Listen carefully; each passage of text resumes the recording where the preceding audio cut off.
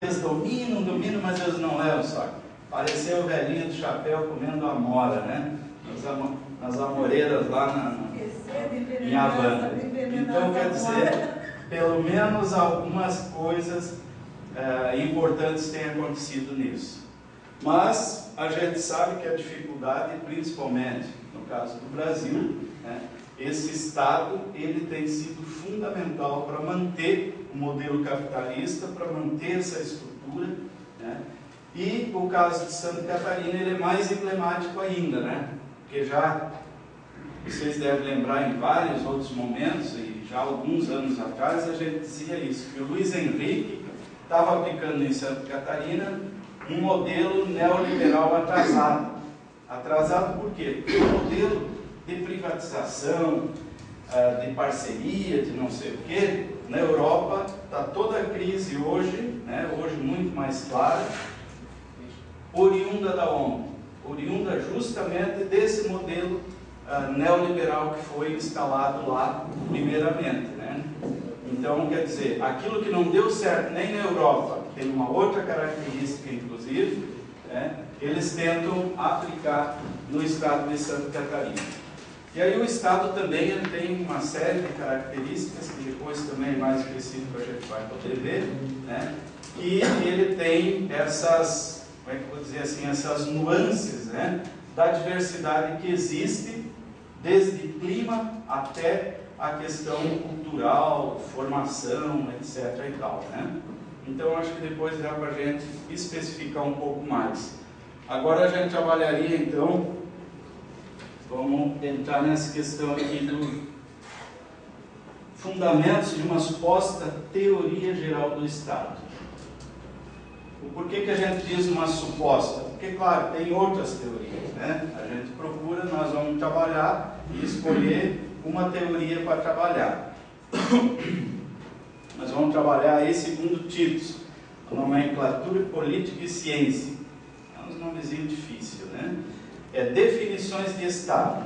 O que é o Estado para os CH títulos aí, né? É associação política, segundo Aristóteles. Então o Estado para ele, se nós pegar lá na Roma Antiga, de onde ele se originou, era uma associação política. Se nós pegar o Hobbes, o Rousseau, né, eles diziam que é um pacto social ou um contrato, né? Então você faz esse pacto social entre as categorias, né, entre a sociedade, e isso para eles se chama Estado.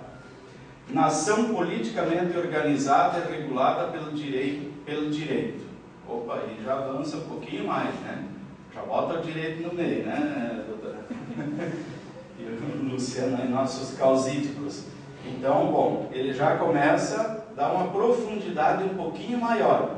Os dois primeiros estão colocando a questão mais geral. Esse não, ele já vai para especificações. Segundo Bourdieu, institucionalização do poder, né? Porque aí também, muitas vezes, nós confundimos três coisas, né? Estado, poder e governo. Então, sempre precisa ficar muito claro a diferença que tem essas coisas. Poder. O que tem poder? O que é o poder?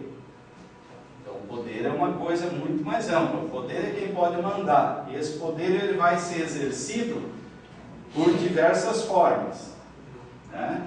Pode ser economicamente, pode ser culturalmente, pode ser por armamentos, né? Poder de um país invadir outro, né? Tomar conta de outro país. Ou se nós pegarmos antigamente as tribos mais fortes, né, tomavam as mais fracas. Então, é a questão do poder. Então, para o Bourdieu, ele diz que aquilo que existia, né, da associação política, do pacto social e tal, agora se institucionaliza. Para o Weber, monopólio do uso legítimo da força. Veja bem, essas definições, gente, é interessante porque aqui é o central de tudo que a gente pensar de Estado, né? Monopólio do uso legítimo da força.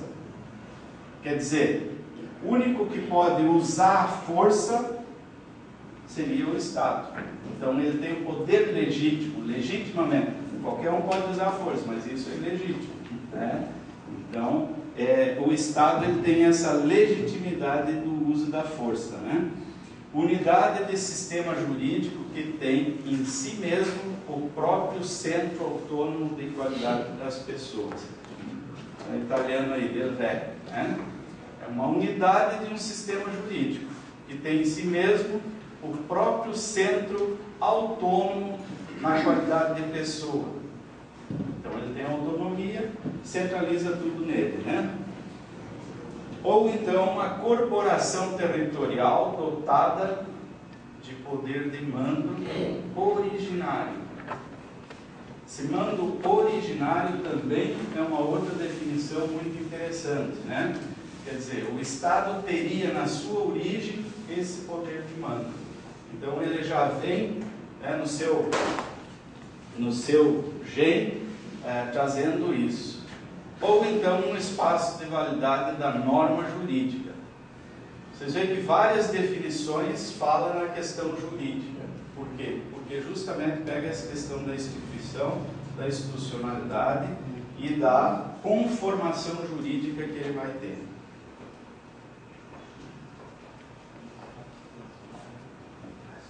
Bom, buscando uma teoria geral do Estado.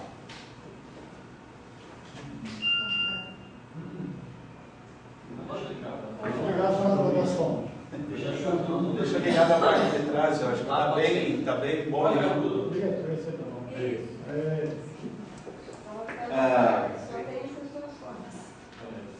O Dall'Ari fala sobre os elementos de teoria geral do Estado.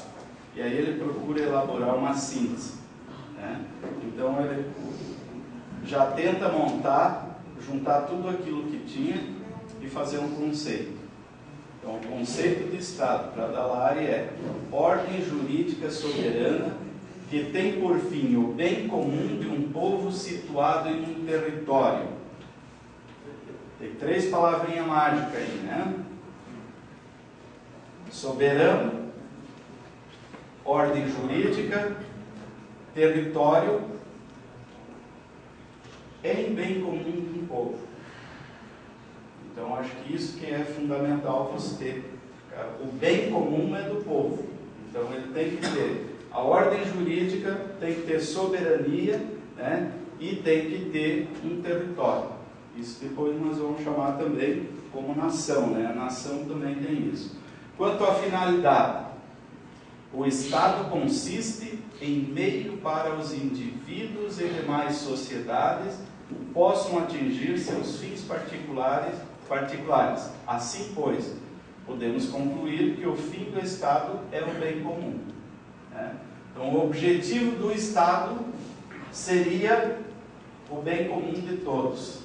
Belo sonho, né? Bela teoria. Não é uma teoria geral do Estado, mas uma teoria particular apresentada como universal, a teoria liberal de Estado. Então, aí já começa a entrar nisso que a gente diz, neoliberalismo. O que é neoliberalismo, né? Segundo a origem da palavra, neo é novo, novo liberalismo. Tem alguns pensadores aí, alguns cientistas que dizem que de neo não tem nada. Na verdade, é a velha teoria liberal do Estado.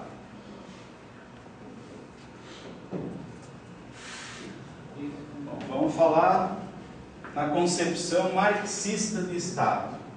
O que Marx define, qual era a sua concepção para o Estado? O Estado não é, de forma alguma, uma força imposta do exterior à sociedade. O Estado não é de fora para a sociedade. É um produto da sociedade numa certa fase de seu desenvolvimento. Então, o Estado, ele tem que ter essa síntese da sociedade, onde ele está. E não pode ser uma coisa de fora.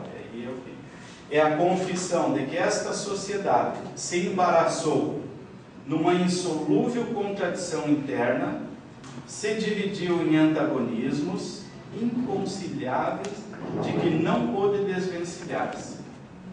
Opa, o que o Marx quer dizer isso? Cada frase do Marx aí dá para discutir uma semana, né? Mas em todo caso, o que ele está colocando aqui? Que na verdade, se você for olhar as sociedades primitivas ou outras sociedades, não existia alguém para regular, para normatizar. É a sociedade autonomamente se resolvia. Bom, quando a sociedade começa a se embaraçar, começa a entrar em contradições tão profundas, tão grandes, ela não dá conta mais disso, né? Nós vamos ver no final depois como é que se formou o Estado, né? Mas é o problema que a sociedade já não consegue mais se desvencilhar dos problemas que ela mesma criou. Mas, para que as classes antagônicas, já entra classes antagônicas, um contra o outro, né? Com interesses econômicos contrários, não se entredevorassem, veja bem, né? E não devorassem a sociedade numa luta estéril. Sentiu-se a necessidade de uma força que se colocasse aparentemente acima da sociedade, com o fim de atenuar o conflito nos limites da ordem. Então, quer dizer, ele começa dizendo que o Estado não pode ser um ser externo, vem de fora para dentro da sociedade. No entanto, a sociedade cria uma contradição e um antagonismo tão grande entre as classes que daqui a pouco ia se resolver tudo na porrada, né? Se entredevorassem, ou se devorassem como um todo.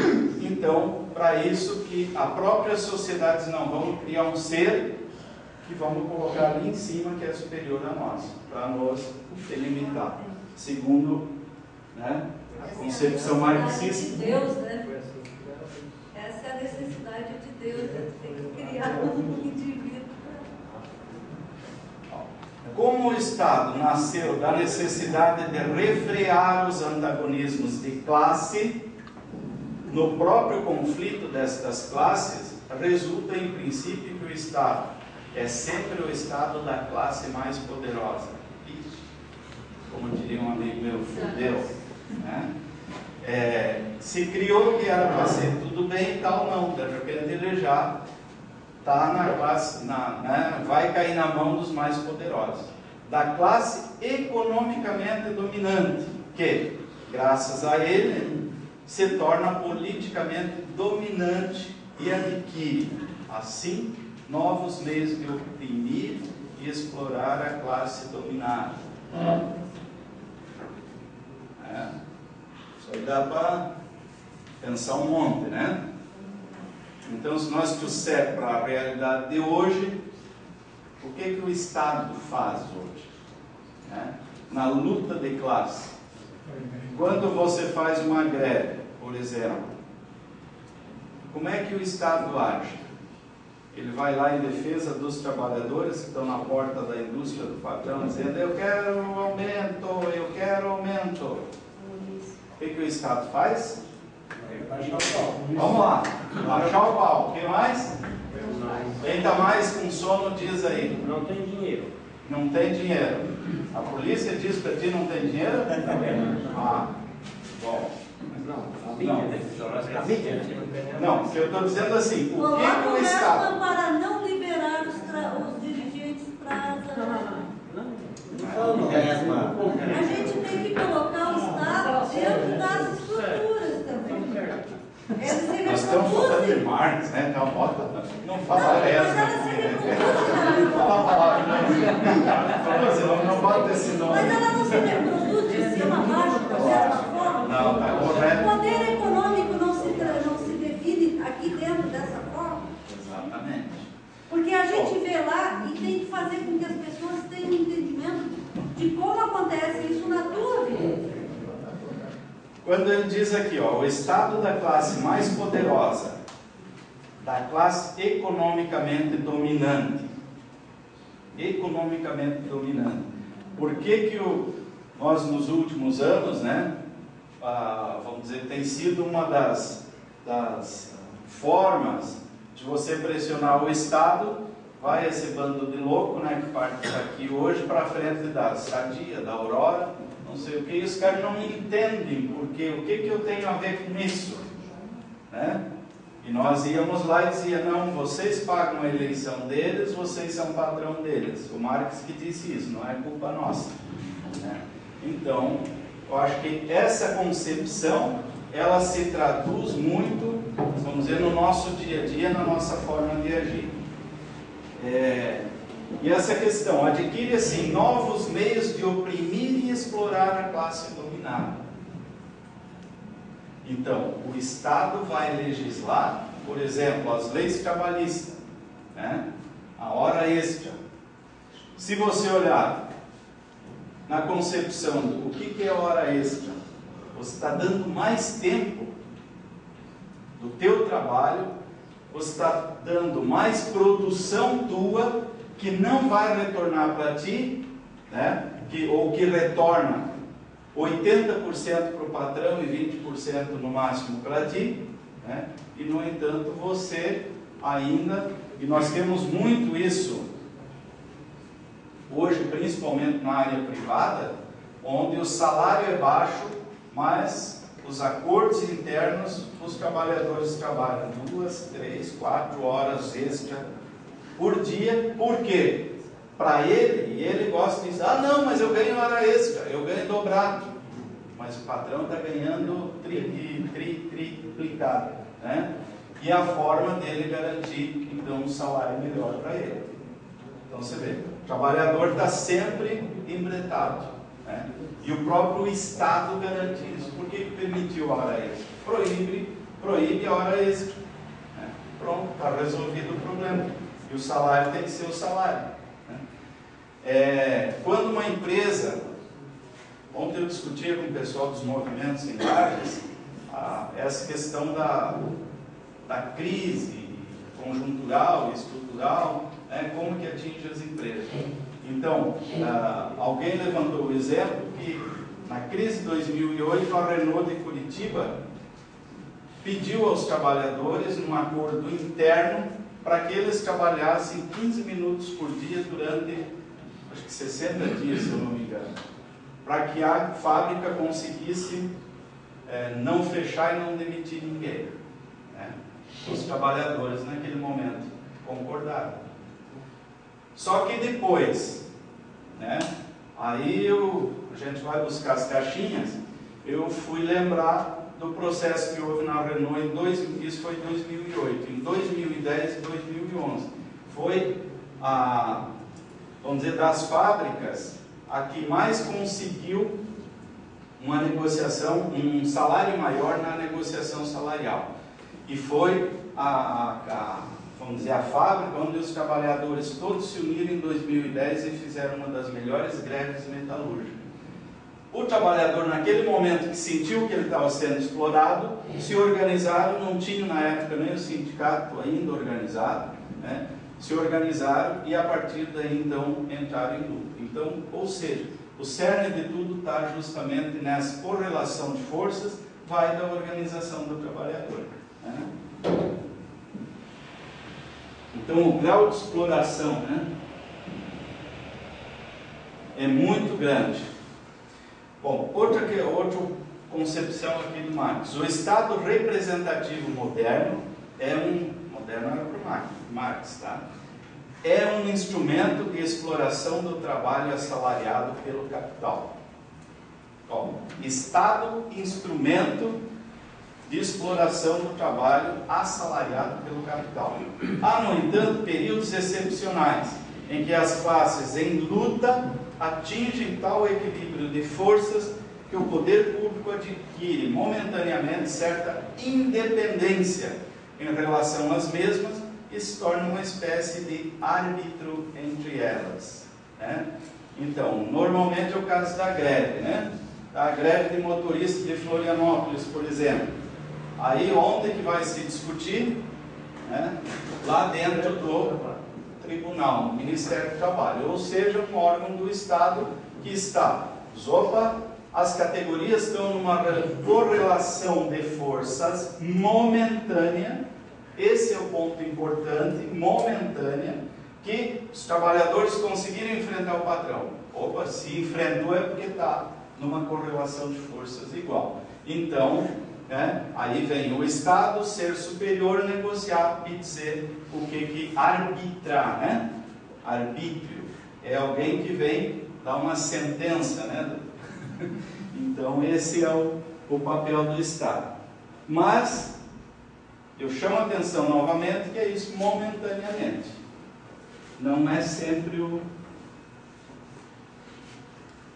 Estado é um órgão de dominação de classe, um órgão de submissão de uma classe por outra. É a criação de uma ordem que legalize e consolide essa submissão, amortecendo a colisão das classes.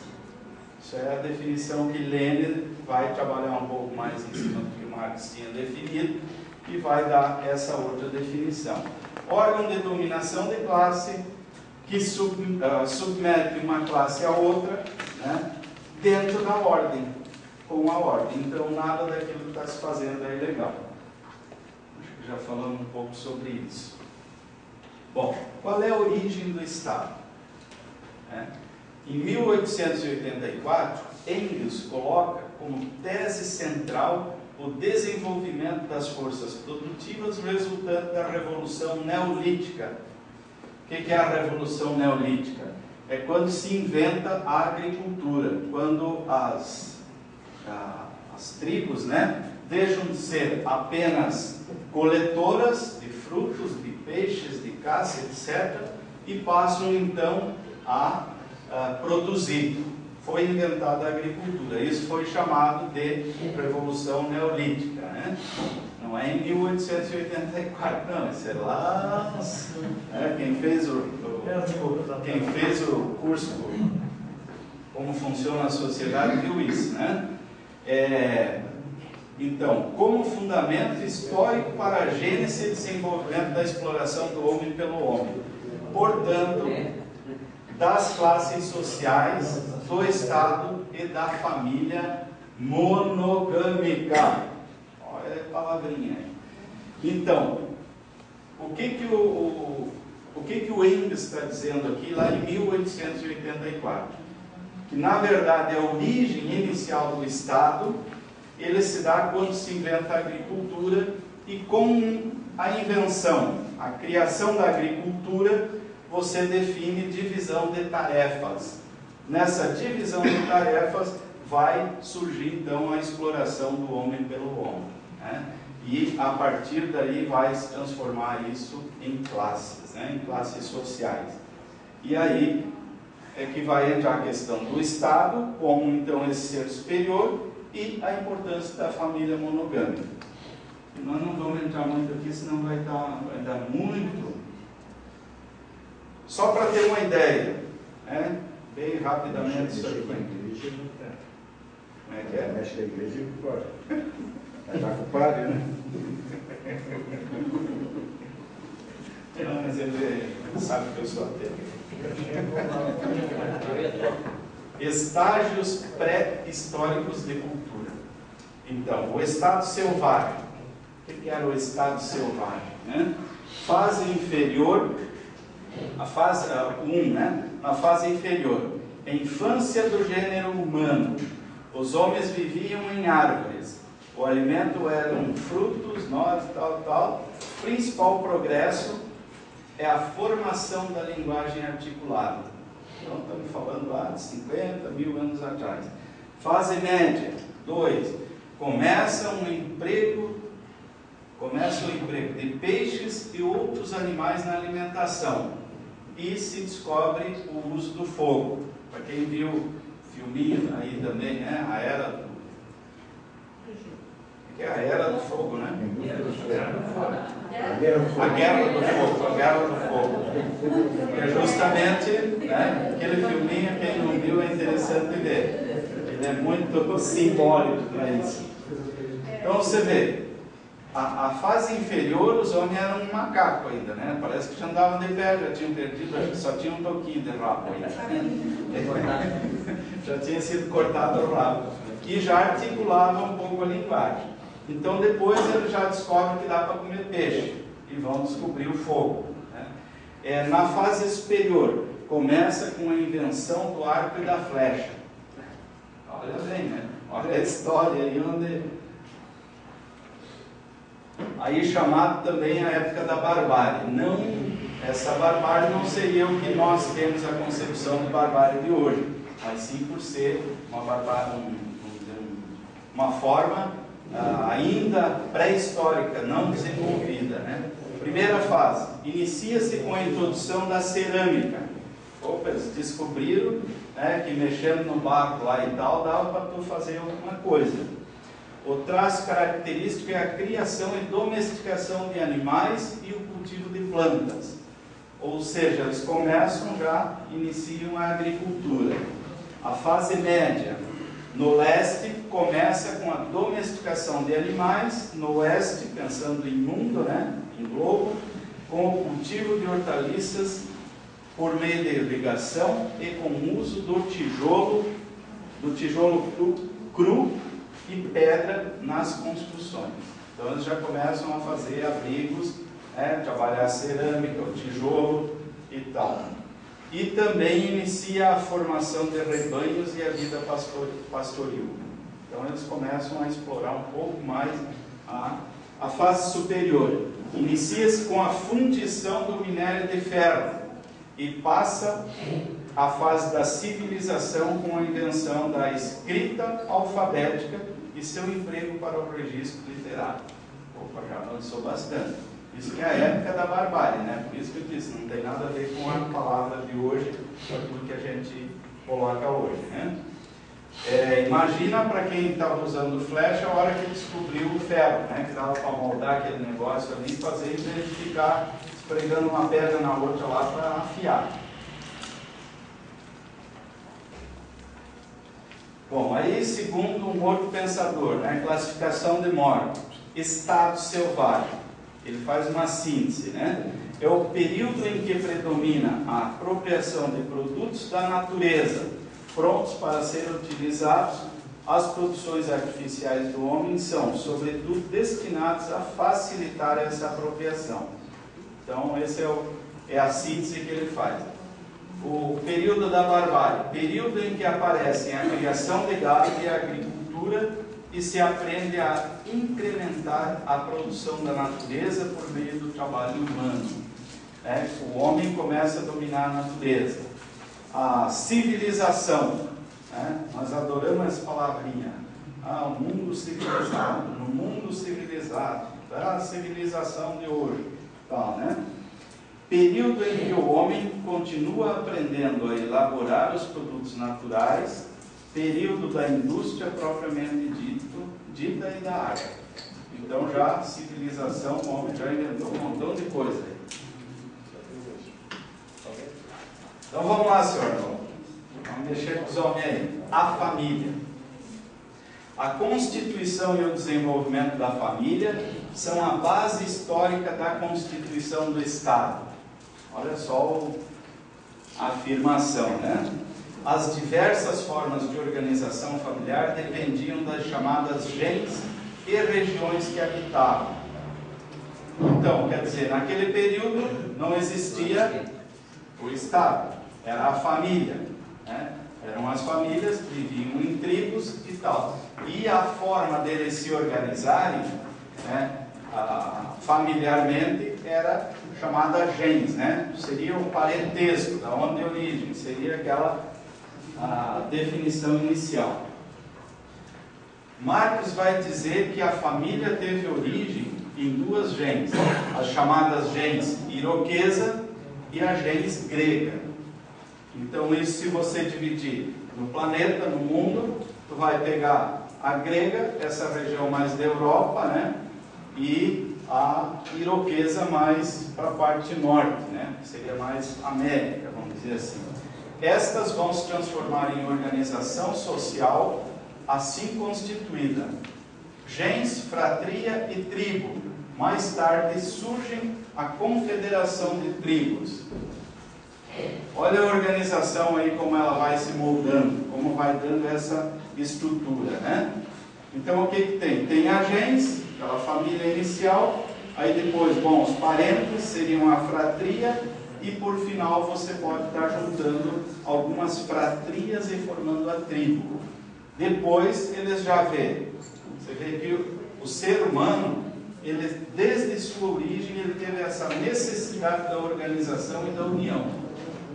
Então, eles viram que era interessante para estar fortes, ter uma organização mais ampla. E já surge a tal da confederação das tribos. A família ainda, né? Continuando nisso. A constituição dessas tribos e desses pequenos povos, greco-romanos principalmente, é naquele momento a seguinte: a autoridade permanente era o conselho, chamado de bulê, né? Conselho, vejam bem, isso é interessante, formado pelos chefes das gens, e mais tarde por membros eleitos entre eles. Opa, eleitos? Então já existia uma forma de eleição, uma forma de escolha através de votos, né? Com a instituição do Estado, posteriormente, o Conselho se converteu em Senado. Então vocês veem, aí já vai dando uma conformação maior, né? 2. A Assembleia do Povo, chamada de Ágora. Então, todo mundo que leu aí as histórias de romances romanos, né? Vê muito falar da Ágora. A Assembleia, era uma Assembleia pública, né? E Ágora é porque justamente era na praça, né? na praça da Grécia, então por isso que tem esse nome. Então vocês vejam, aqui nós já temos duas formas, a questão do conselho e a questão da assembleia, o bulê e a ágora, né? A Assembleia do Povo era convocada pelo conselho, era soberana e decidia como instância derradeira. Já haviam guerreiros, mas ainda não como força pública separada do povo, e que se lhe pudesse opor.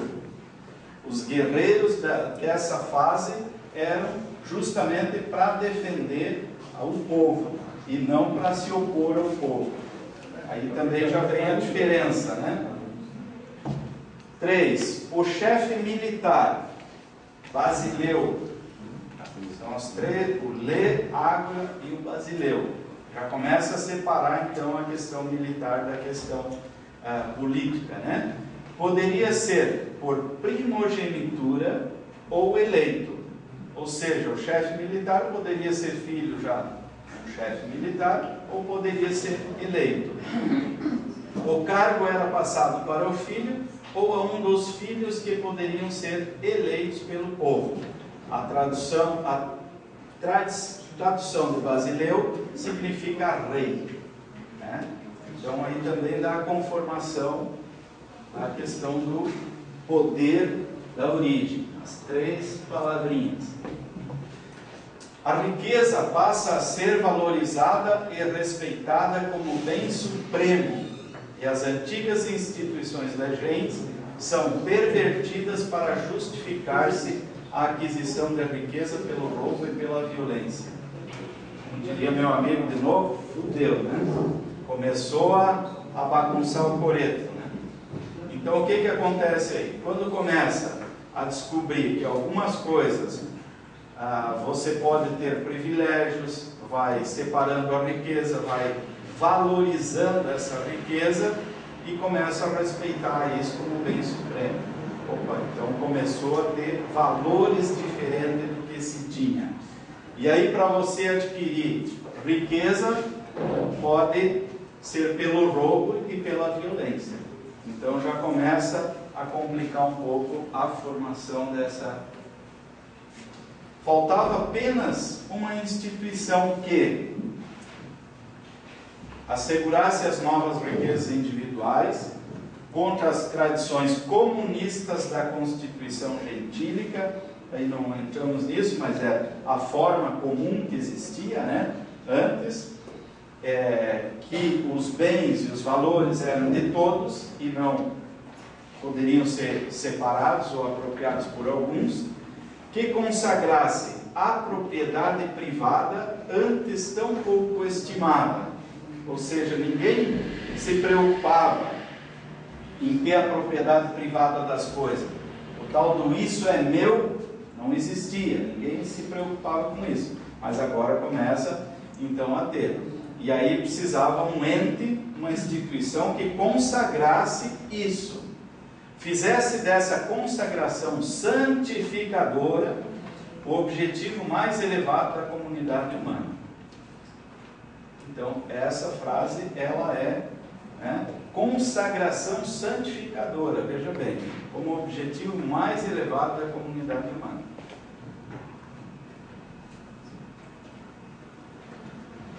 Que imprimisse as novas formas de aquisição da propriedade que se desenvolviam umas sobre as outras, a acumulação.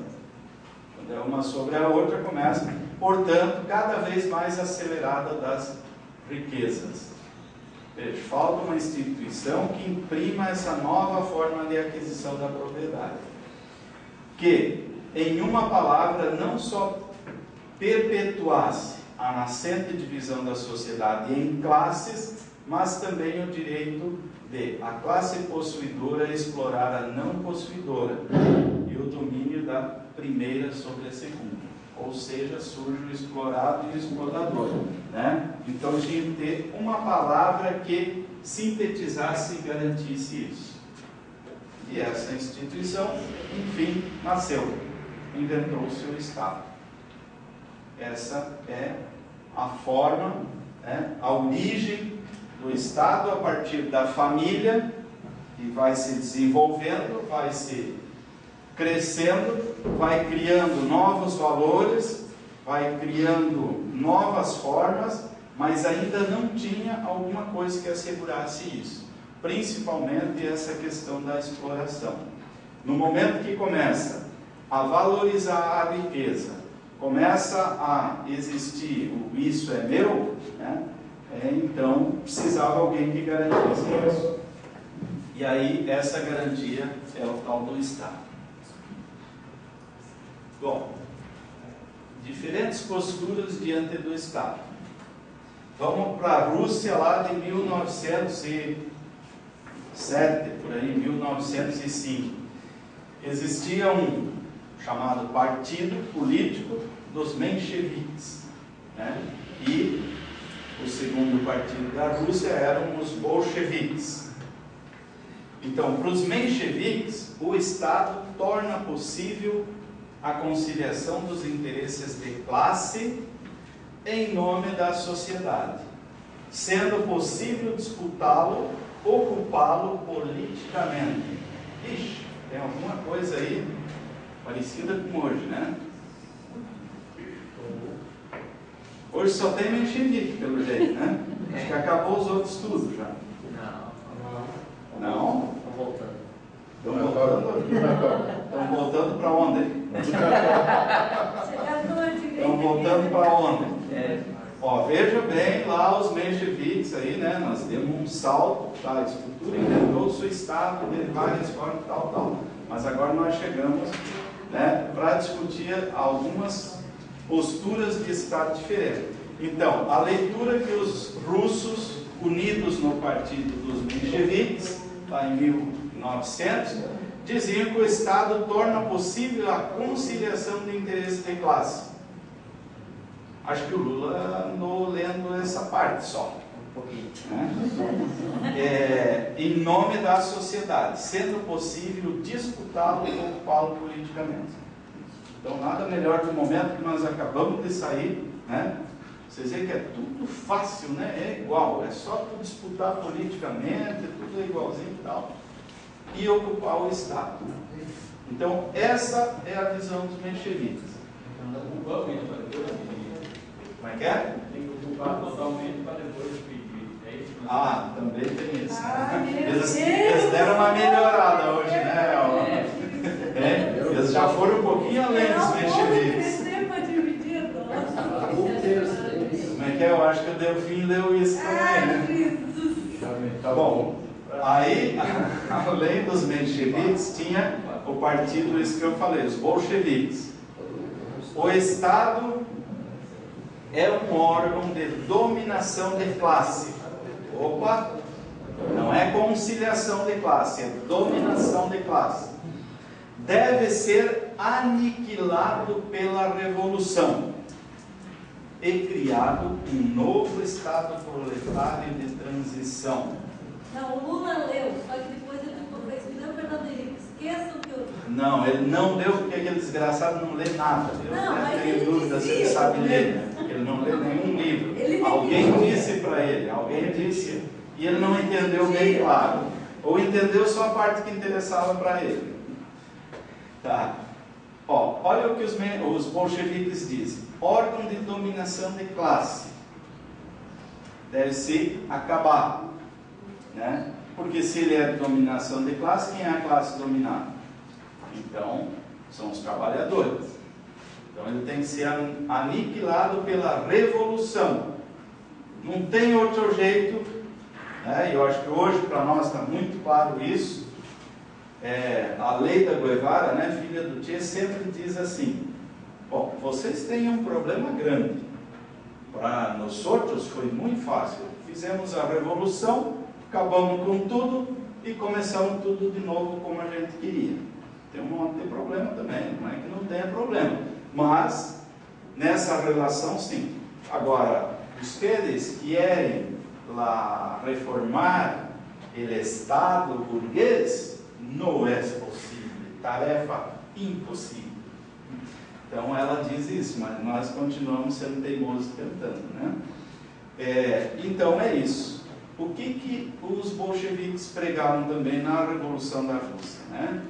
Que, claro, você acabou com tudo aquilo que tinha, como é que essa sociedade se organiza? Vai virar, como a gente adora dizer, uma anarquia, com a palavra que eles botam, que anarquismo é uma forma de organização da sociedade, né? Então, os capitalistas usam e deformam o conceito das palavras justamente pelo seu interesse. Então, qualquer coisa, quando está bagunçado, o que nós dissemos hoje? Virou uma anarquia, escoça. E, na verdade, eles colocam justamente para dar esse sentido do caos. Anarquia é o caos, né? Mas, na verdade, não. Anarquia, se tu pegar a concepção do anarquismo, é uma forma de organização sem o ser superior à sociedade. A sociedade vai viver de comum acordo. Sem hierarquia, né? Sem hierarquia. É o que a gente chama sem verticalismo, né? Uma forma horizontal. Mas os anarquistas que vieram para cá foram os primeiros a criar a indústria, né? Pois é. É que eram italianos. Que eram italianos. Tem uns alemães também, não tem muito, tá? Tem uns alemães danados aí também que vieram para cá. Mas os anarquistas que vieram para cá vieram os batatas. Estão vindo. Aliás, é um detalhe muito interessante isso. Ontem eu apresentei nessa discussão de quem domina o mundo, né? Como é que está a hora aí? Cadê os Zulmiro? O Zulmiro não quer marcar. Está dormindo. 3? Ele está doente. 3 3 e 15. 3 e 15.